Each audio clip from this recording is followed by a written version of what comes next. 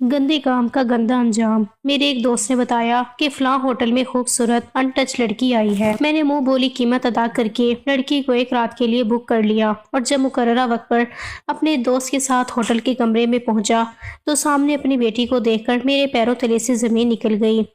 मैं आईने के सामने खड़ा अपनी टाई दुरुस्त कर रहा था। चेहरे पर एक फातिहाना मुस्कुराहट थी और आंखों में वो मखसूस चमक थी जो किसी नए शिकार की खबर सुनकर मुझ में पैदा हो जाया करती थी। मेरा नाम रजा है, शहर का माना हुआ बिजनेसमैन जिसकी शराफत की कस्में लोग खाते नहीं थकते थे। लेकिन मेरी सफेद कमीज के पीछे एक सियाह दिल धड़क रहा था। मेरी बीवी और बच्चे दूसरे शहर मेरी बहन की बेटी की शादी में गए हुए थे। मैंने कारोबारी मसरूफियत का बहाना बनाया था और कह दिया था कि मैं आखिरी वक्त पर पहुंच जाऊंगा। घर में फैली खामोशी मुझे काट खाने को नहीं दौड़ रही थी बल्कि मुझे आजाद महसूस करवा रही थी। मैं एक बार फिर अपनी मनमानी कर सकता था। आज से पहले भी मैंने कई बार जवान और कमाली लड़कियों के मजे लूटे थे। मेरे लिए औरत गोश्त के एक लोथड़े से ज्यादा कुछ न थी जिसकी कीमत मार्केट में उसकी उम्र और ताजगी के हिसाब से तय होती थी। अभी मैं निकलने की तैयारी कर ही रहा था कि मेरे मोबाइल की स्क्रीन रोशन हुई। फैजान का फोन था। वो मेरा दोस्त कम और मेरी इन काली करतूतों का एजेंट ज्यादा था। उसने मुझसे पूछा कि रजा तू कहाँ है? तुझे पता है आज होटल में एक बिल्कुल कंवारी अनटच लड़की आई है। अगर तेरा इरादा है तो सौदा कर लेती है। तू आजा, पहले माल चेक कर ले। ये सुनकर मैं खुशी से फूले न समाया। मेरे अंदर का दरिंदा जाग उठा। मैंने उसे कहा कि तू बस उसे रोक कर रख, मैं आ रहा हूँ। कीमत की फिक्र मत करना। तुझे पता है रजा जब किसी चीज पर दिल हार जाए तो नोटों की बारिश कर देता है। मैंने फोन जेब में डाला, अपनी महंगी खुशबू का एक लंबा स्प्रे किया और कमरे से निकल गया। सीढ़ियों से उतरते हुए मुझे एक लम्हे के लिए भी ये ख्याल नहीं आया कि मैं क्या करने जा रहा हूँ। मैंने तो बस ये सोचा कि चलो घर वाले भी नहीं हैं, इससे बेहतर मौका और क्या होगा। गाड़ी की रफ्तार मेरी धड़कनों के साथ बढ़ रही थी। सड़क पर रोशनियां पीछे छोड़ती जा रही थी और मेरा जहन उस लड़की के तस्वुर में गुम था। मैंने दिल में सोचा कि आज की रात भी क्या रात होगी। फैजान ने अगर अनटच कहा है तो यकीनन कोई खास बात होगी। मेरा माजी ऐसे कई वाकयात से भरा हुआ था। मैंने कभी किसी लड़की की आंखों में छुपे आंसू नहीं देखे थे। मुझे तो बस उनके जिस्म की तड़प और अपनी हवस की तस्कीन से गर्ज थी। मैंने कई घर उजाड़े थे, कई मासूम जिंदगियां पैसों के इव्स खरीदी थी, लेकिन मुझे कभी पछतावा नहीं हुआ। मुझे लगता था कि जब तक मेरी जेब में पैसा है मैं खुदा बना रहूंगा। होटल के करीब पहुंचकर मैंने गाड़ी एक तरफ खड़ी की। ये शहर के बाहर एक ऐसा मकाम था जहां कानून की नहीं बल्कि हवस और नोटों की हुक्मरानी थी। फैजान गेट पर ही मेरा इंतजार कर रहा था। उसने मुझे देखकर तंजिया मुस्कुराहट दी और कहा कि बड़ी जल्दी पहुंच गए। रजा मियां लगता है तड़प ज्यादा है। मैंने उसे कहा कि वक्त जाया मत कर, बता कि वो कहाँ है। उसने मुझे अपने साथ ऑफिस चलने को कहा ताकि रकम का मामला तय हो सके। मैंने बटुए से नोटों की गड्डियां निकालकर मेज पर रख दी। ये रकम इतनी थी कि गरीब खानदान की पूरी जिंदगी संवर सकती थी, लेकिन मैंने उसे एक रात की सुकून के लिए लुटा दिया। उसने मुझे कमरा नंबर 402 की चाबी थमाई और कहा कि वो अंदर तेरा इंतजार कर रही है। वो बहुत डरी हुई है, लेकिन तुझे तो डरी हुई लड़कियां ही पसंद हैं।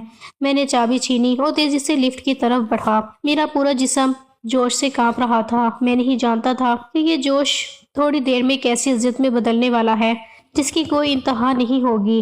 लिफ्ट चौथी मंजिल पर रुकी। राहदारी में मौत जैसी खामोशी थी। मैं कमरा नंबर 402 के सामने पहुंचा और एक गहरा सांस लिया। मैंने अपने कपड़े दुरुस्त किए और धीरे से चाबी ताले में घुमाई।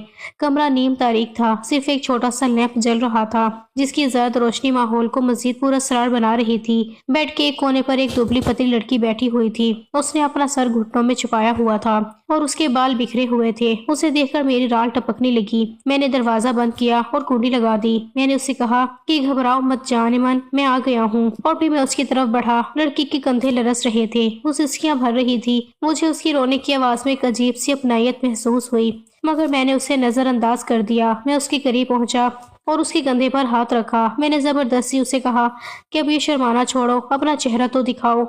मैंने तुम्हारी बहुत भारी कीमत अदा की है। जैसे ही मैंने उसका सर ऊपर उठाया और उसका चेहरा रोशनी में आया तो मेरे पैरों तले से जमीन निकल गई। मेरे जिस्म का सारा खून जैसे सफेद पड़ गया हो। मेरे हलक से आवाज निकलना बंद हो गई, क्योंकि सामने मैं एक बहुत ही मुतवस्त तबके के घराने में पैदा हुआ था जहाँ हर रुपए की कदर सिखाई जाती थी। मेरे वालिदैन निहायत नेक सीरत और सादा लूह इंसान थे जो हलाल रिस्क को ही कुल कायनात समझते थे, मगर मेरे अंदर बचपन से ही एक बेचैनी थी। मैं अपने पुराने कपड़ों और सादा घर को देखकर हमेशा कुर्ता रहता था। जब मैंने कॉलेज की दुनिया में कदम रखा तो मेरी मुलाकात फैजान और उस जैसे चंद बिगड़े हुए रईसजादों से हुई जिन्होंने मुझे ऐशो इश्शत का चस्का लगा दिया। मैंने देखा कि दुनिया में इज्जत सिर्फ पैसे की है, चाहे वो किसी भी रास्ते से आए। میں نے شروع میں چھوٹی موٹی ہیرا پھیری شروع کی اور پھر آہستہ آہستہ اسمگلنگ اور کمیشن خوری کے کالے دھندوں میں پڑ گیا۔ میرے پاس اچانک دولت آنے لگی تو میری رہن سہن کے طریقے بدل گئے۔ جب میرے والد کو میرے ان کالے کرتوتوں کی بھنک پڑی تو انہوں نے مجھے بہت سمجھایا۔ انہوں نے مجھے خدا کے قہر سے ڈرایا، مگر میں دولت کے نشے میں اندھا ہو چکا تھا۔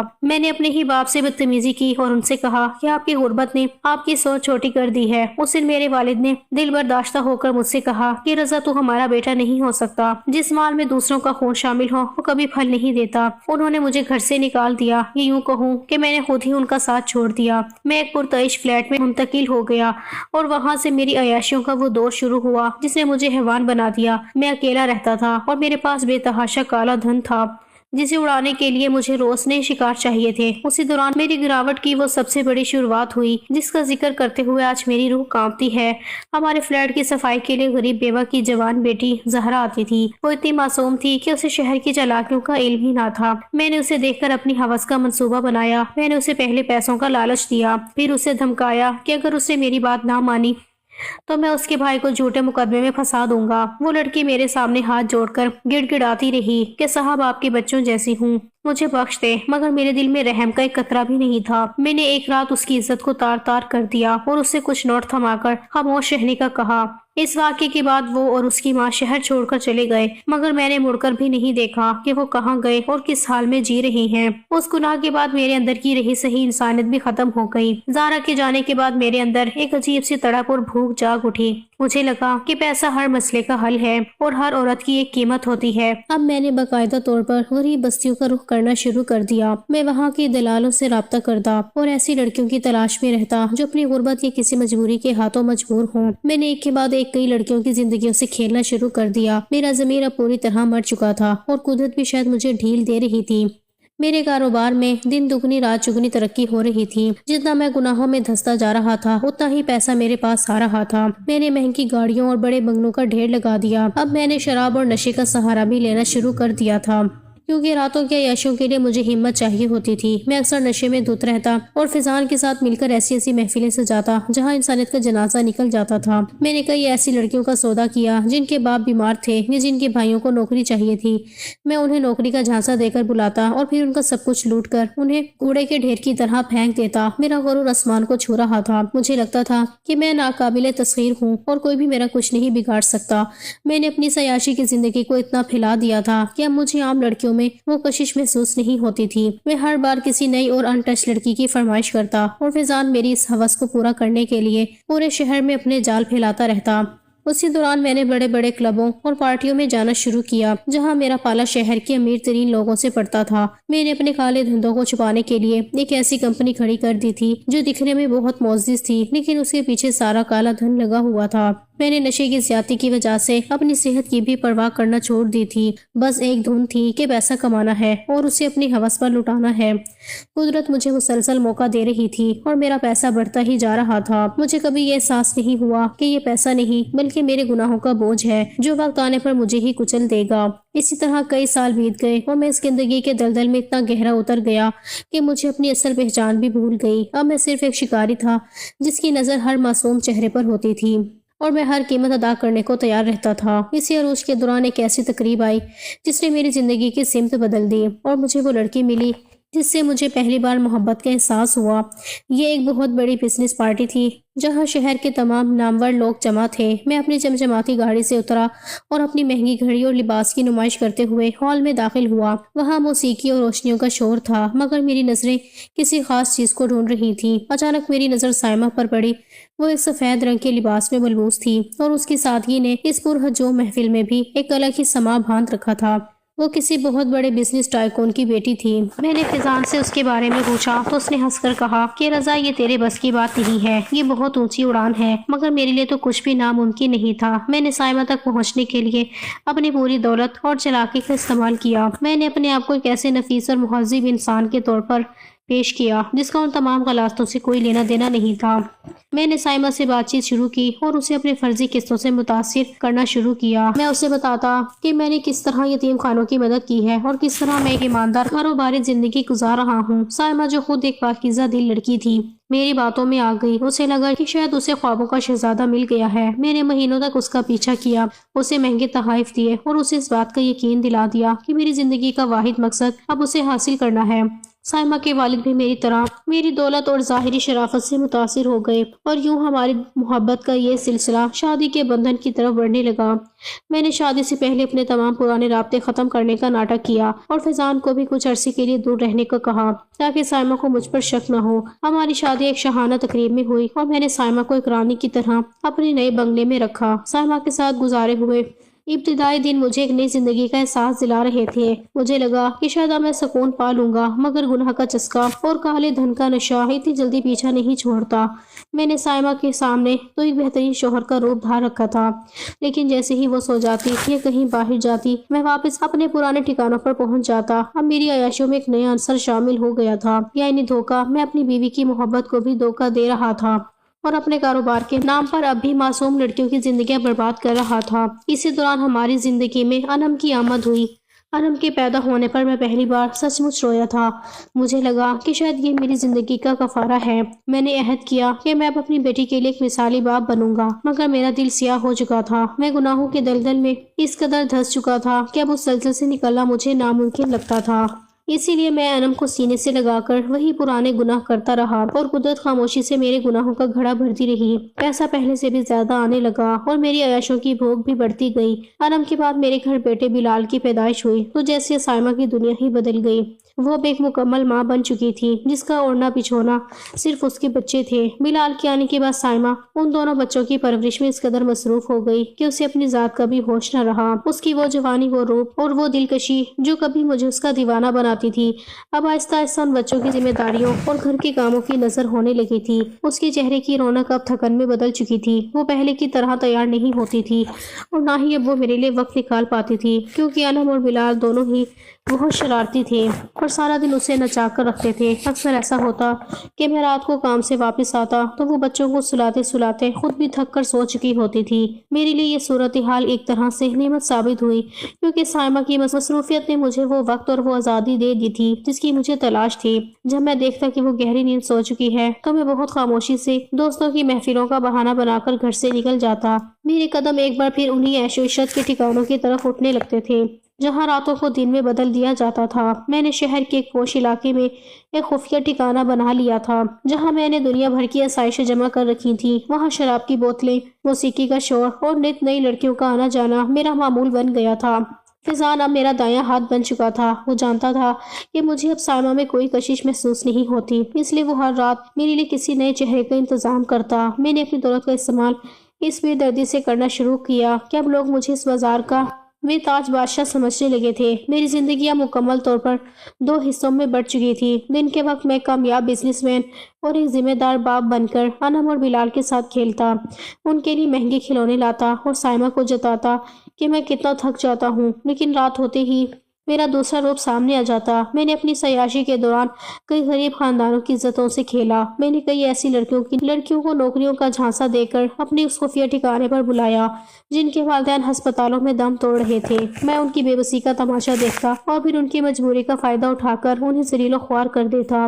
قدرت مجھے مسلسل ڈھیل دے رہی تھی۔ میرا کاروبار پھیلتا جا رہا تھا اور میرے بینک بیلنس میں اضافہ ہوتا جا رہا تھا۔ مجھے کبھی یہ خیال نہیں آیا کہ میں جو آگ دوسروں کے گھروں میں لگا رہا ہوں وہ ایک دن میرے اپنے آنگن کو بھی جلا دے گی۔ میں نشے کی دھن میں اس قدر آگے نکل گیا تھا کہ اب مجھے عام نشہ سکون نہیں دیتا تھا۔ میں نے مہنگی اور نایاب منشیات کا استعمال شروع کر دیا تھا جس سے میرے اندر کا درندہ مزید بے قابو ہو جاتا۔ میں نے کئی بار اپنی بیٹی انم کے سر پر ہاتھ رکھتے ہوئے بھی یہ نہیں سوچا کہ جن لڑکیوں کی زندگیاں میں برباد کر رہا ہوں وہ بھی کسی کی بیٹیاں ہیں۔ میں نے سائمہ کی وفاداری کا جنازہ نکال دیا تھا، وہ بیچاری جو میرے جھوٹے پیالے دھو کر اور میری قمیضوں سے پسینہ صاف کر کے یہ سمجھتی تھی کہ اس کا شوہر دنیا کا بہترین انسان ہے۔ اسے کیا معلوم تھا کہ میں کن غلاظتوں میں لت پت ہو کر واپس آتا ہوں۔ میری زندگی اب رنگینیوں اور گناہوں کا ایک ایسا سمندر بن چکی تھی جس میں ڈوبتے ہوئے مجھے مزہ آ رہا تھا۔ میں نے اپنی طاقت اور پیسے کے بل بوتے پر قانون کو بھی اپنی جیب میں رکھا ہوا تھا۔ اگر کوئی لڑکی شور مچانے کی کوشش کرتی تو میں اسے پیسوں سے خاموش کرا دیتا یا فیضان کے گنڈوں کے ذریعے اسے ڈرا دھمکا کر شہر چھوڑنے پر مجبور کر دیتا۔ اسی طرح وقت گزرتا رہا اور میری بیٹی انم جوان ہو کر कॉलेज जाने लगी। वो बिल्कुल अपनी माँ जैसी हसीन थी, लेकिन मैं अपनी हवस में इस कदर अंधा था कि मुझे अपनी ही बेटी के शबाब में भी दूसरों की बेटियों के जिस्मों की भूख नजर आती थी। मैंने अपनी इस दोहरी जिंदगी को इस कदर महारत से छुपाया हुआ था कि कभी साइमा को शक ना हुआ। वो अब भी मुझ पर अंधा एतबार करती थी, और यही एतबार मेरे लिए सबसे बड़ा हथियार था, जिसकी आड़ में मैं अपने काले धंधे और अयाशियां जारी रखे हुए था। एक तरफ मेरा बेटा बिलाल स्कूल में मेडल जीत रहा था, और दूसरी तरफ मैं किसी मासूम लड़की का सौदा कर रहा होता था। ये तसाद मेरी जिंदगी का हिस्सा बन चुका था, और मैं इस पर फख्र करता था कि देखो मैं कितना होशियार हूँ कि कोई मुझे पकड़ नहीं सका। लेकिन मैं ये भूल गया था कि अल्लाह की लाठी भी आवाज है, और जब वो बरसती है तो फिर बचाव का कोई रास्ता नहीं रहता। मेरी अयाशों की ये कहानी अब अपने इस होलनाक मोड़ की तरफ बढ़ रही थी, जहाँ कुदरत ने मेरे लिए एक ऐसी सजा लिखी थी जिसका मैंने कभी ख्वाब में भी नहीं सोचा था। मैंने बरसों से अपने वालिदैन और बहन भाइयों से कोई राब्ता नहीं रखा था। मुझे लगता था कि वो मेरी इस चमक दमक वाली जिंदगी में फिट नहीं बैठते। लेकिन एक दिन अचानक मेरे घर की घंटी बजी, और जब मैंने दरवाजा खोला तो सामने अपनी बड़ी बहन शाहिदा को खड़े देखकर मेरे पैरों तले से जमीन निकल गई। उसे देखकर मैं बुरी तरह रोने लगा। वो मेरी बड़ी बहन थी, जिसने बचपन में मुझे माँ की तरह पाला था। मैं उससे बहुत मोहब्बत करता था। अगरचे मैंने माँ बाप की वजह से घर छोड़ा था और पैसे की खातिर अपनी जिंदगी बदल ली थी, लेकिन खून के रिश्तों की मोहब्बत अब भी मेरे दिल के किसी कोने में जिंदा थी। वो मेरे गले लगकर बहुत रोई। उसकी हालत देखकर मेरा दिल कट गया। उसने बताया कि अम्मा अब्बा का इंतकाल हो चुका है, और वो उनकी वफात के वक्त मेरा नाम पुकारते रहे थे। ये सुनकर मुझे अपनी दौलत मिट्टी लगने लगी। उसने ये भी बताया कि वो अब बेवा है और अपने बच्चों के साथ बहुत मुश्किल से गुजर बसर कर रही है। मैंने उसी वक्त फैसला किया कि मैं अपनी बहन को कभी तन्हा नहीं छोड़ूंगा। मैंने उसकी भरपूर माली मदद करनी शुरू कर दी थी। फिर हमारा उसका घर आना जाना शुरू हो गया, और यूं मेरी बीवी साइमा का भी उसके साथ एक गहरा ताल्लुक जुड़ गया। अक्सर शाहिदा की जवान बेटी मरियम हमारे घर आ जाती और आराम के साथ खूब इंजॉय करती। मैं भी अपनी भांजी को देखकर बहुत खुश होता। मरियम बिल्कुल वैसी ही मासूम थी जैसी कभी शाहिदा हुआ करती थी, मगर मेरे अंदर का दरिंदा अपनी भांजी को देखकर सो जाता था, क्योंकि वो मेरा अपना खून था। मरियम जवान थी और उसकी शादी के लिए शाहिदा बहुत परेशान थी। मैंने अपनी पहचान और कारोबारी हल्के का फायदा उठाया और अपने एक जाने वाले शरीफ घराने में मरियम का रिश्ता करवा दिया। मरियम की शादी की तारीख तय हो गई थी और पूरा घर खुशियों से भर गया था। शाहिदा दूसरे शहर में रहती थी, इसीलिए शादी भी वहीं से हो रही थी। साइमा और अनम शादी की तैयारियों में इस कदर मगन थी कि घर में हर वक्त कपड़ों और जेवरात की बातें होती। मुझे खुशी थी कि मैं अपनी बहन के लिए कुछ कर रहा हूँ, मगर मैं ये नहीं जानता था कि गुनाहों का हिसाब उसी वक्त शुरू होता है जब इंसान समझता है कि अब सब कुछ ठीक हो गया है। शादी के दिन करीब आने लगे तो अनम जिद करने लगी कि पापा हम पहले ही फूफो के घर चलेंगे, वहाँ सब कजन्स मौजूद होंगे तो बहुत मजा आएगा। मेरी बेटी को अपने फूफो से बड़ी मोहब्बत थी और इत्तेफाक से उनके स्कूल और कॉलेजेस की छुट्टियां भी थी, इसलिए उसका शौक दे देनी था। साइमा ने एक शाम मुझसे पूछा कि क्या वो बच्चों को लेकर पहले चली जाए, क्योंकि वहाँ काम बहुत होंगे और शाहिदा आपा अकेली हैं। ये सुनकर मैं फौरन राजी हो गया, क्योंकि मेरे जहन में तो पहले ही शैतानी मंसूबे चल रहे थे। उसके पीछे मुझे भी अयाशी का खुला मौका मिलता और घर में रोक टोक करने वाला कोई न होता। इसलिए मैंने बड़े प्यार से साइमा से कहा कि ठीक है तुम चली जाओ, मैं यहाँ के जरूरी काम निपटाकर शादी से एक दिन पहले पहुँच जाऊंगा। साइमा खुश हो गई और उसने सारा सामान समेटकर बच्चों के साथ ड्राइवर के जरिए दूसरे शहर के लिए रफ्ते सफर बांध लिया। मैंने अनम और बिलाल को अलविदा किया और जैसे ही गाड़ी गेट से बाहर निकली मेरे चेहरे पर एक मकरूह मुस्कुराहट फैल गई। मैंने सुकून का सांस लिया और अपने मोबाइल से फैजान का नंबर मिलाया। मैंने उसे कहा कि फैजान अब मैदान साफ है, कोई ऐसा इंतजाम कर कि ये रातें यादगार बन जाए। फैजान ने कहकहा लगाया, कहा कि रजा तू फिक्र मत कर, तेरे लिए एक ऐसी चीज ढूंढ कर लाऊंगा कि तू सब भूल जाएगा। पीछे से मैंने घर में अपनी मनमानी शुरू कर दी। मैंने अलमारी से अपनी वो महंगी शराब निकाली जो मैंने खास मौकों के लिए रखी हुई थी। मैंने घर के बड़े हॉल में ऊंची आवाज में मौसीकी लगा दी और अपने मखसूस दोस्तों को बुला लिया। हमने उस रात खूब ड्रिंक की। अगले 2 दिन मैंने इसी मदहोशी में गुजारे, यहाँ तक कि फैजान का दोबारा फोन आया। उसने बताया कि होटल में एक बिल्कुल कुंवारी और अनटच लड़की आई है जिसकी खूबसूरती की कोई मिसाल नहीं है। मैंने एक लम्हा भी जाया नहीं किया और मुंह बोली कीमत अदा करके उसे एक रात के लिए बुक कर लिया।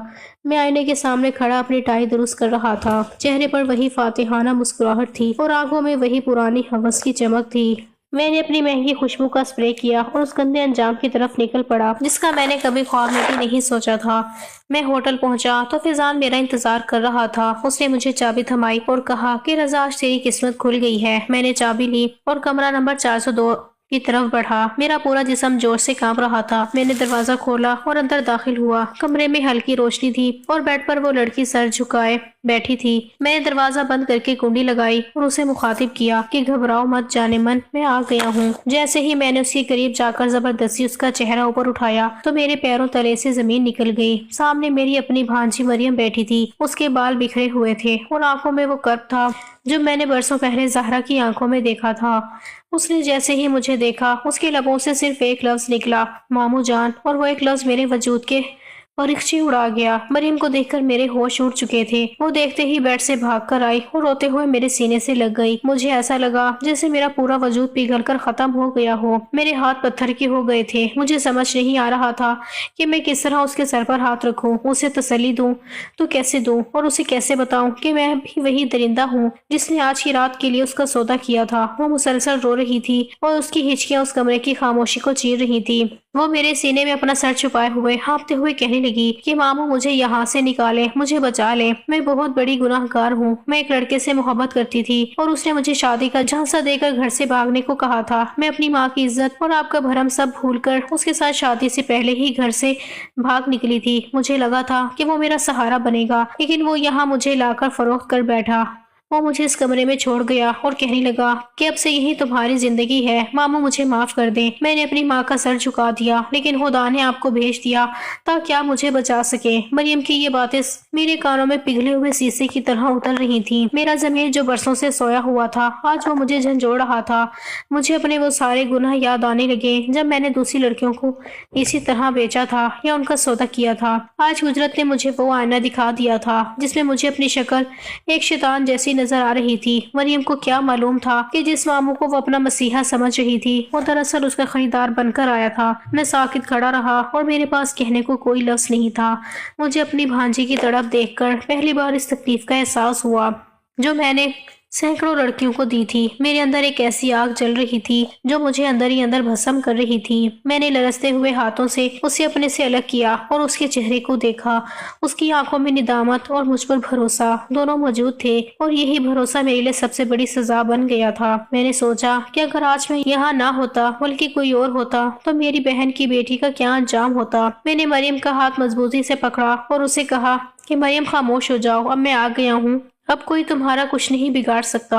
मैंने उसके सर पर उसकी गिरी हुई चादर उड़ाई और उसे अपने साथ लेकर कमरे से बाहर निकल आया। राहदारी में फैजान खड़ा था। उसके चेहरे पर वही कमीनी मुस्कुराहट थी और वो मेरी तरफ बढ़ रहा था। जैसे ही उसने मरियम को मेरे साथ देखा तो उसने कुछ कहना चाहा, मगर मैंने गुस्से और हकारत से भरे एक इशारे से उसे वहीं रोक दिया। मेरी आंखों में उस वक्त ऐसी वहशत थी कि फैजान की जुबान गंग हो गई। होटल का अमला और वहाँ मौजूद दीगर लोग हमें हैरत से देख रहे थे, मगर किसी में इतनी हिम्मत नहीं थी कि रज़ा को रोक सके, क्योंकि वो सब मुझे और मेरी ताकत को अच्छी तरह जानते थे। मैं मरियम को तकरीबन घसीटते हुए पार्किंग तक लाया था और उसे गाड़ी की पिछली नशीस पर बिठा दिया। वो अभी सिसकियां ले रही थी। मैंने गाड़ी स्टार्ट की और होटल से दूर निकल आया। कुछ दूर जाकर मैंने गाड़ी एक सुनसान जगह पर रोकी और फैजान को फोन किया।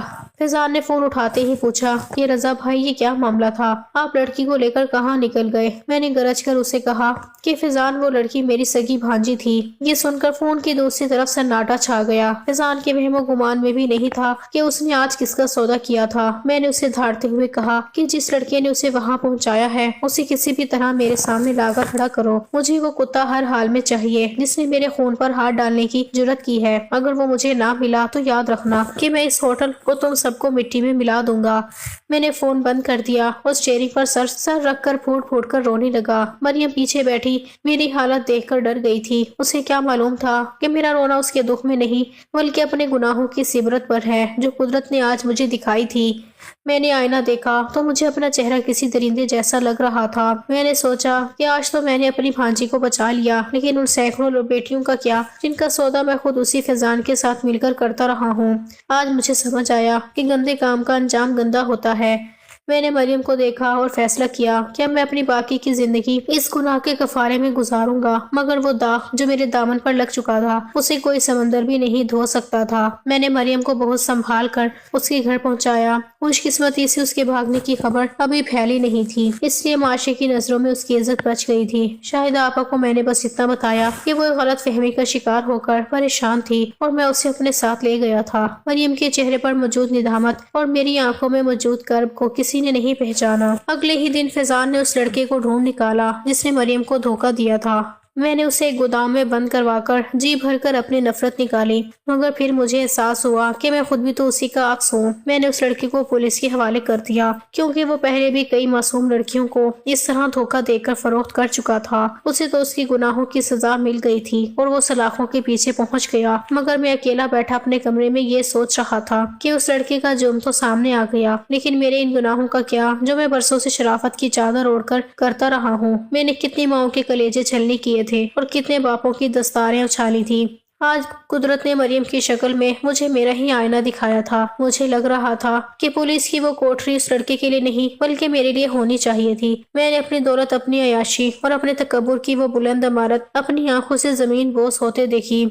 मेरे पास अब सब कुछ था, मगर सुकून का एक लम्हा भी नहीं था। मरियम की शादी खैर आफियत से हो गई, लेकिन मैं इस शादी में एक जिंदा लाश बनकर शरीक हुआ। जब भी कोई मुझे मरियम की शादी करवाने पर दुआएं देता तो वो दुआएं मेरे सीने में खंजर बनकर लगती। मैंने अपने काले धंधों से तौबा कर ली और फैजान जैसे लोगों से हमेशा के लिए नाता तोड़ लिया, मगर वो रात और मरियम की वो चीखें आज भी मेरी समातों में गूंजती हैं। मैंने तौबा तो कर ली थी, लेकिन मुझे डर था कि कहीं मकफात अमल अभी खत्म ना हुआ हो, क्योंकि मैं जान चुका था कि गंदे काम का अंजाम कभी अच्छा नहीं होता और इंसान जो बोता है वही उसे काटना पड़ता है, चाहे वो कितना ही ताकतवर क्यों ना हो जाए।